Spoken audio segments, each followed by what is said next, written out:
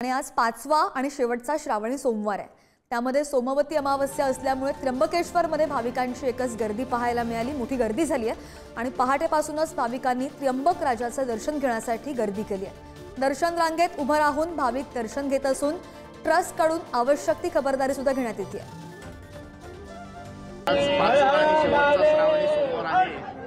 त्र्यंबकेश्वर भगवान त्र्यंबकराजाच्या दर्शनासाठी सकाळपासून पहाटे 4:30 वाजेपासून भाविकांची रीघ लागलेली आहे। सोमवती अमावस्या असल्याने अधिकचे भाविक या ठिकाणी दर्शनासाठी येत आहेत।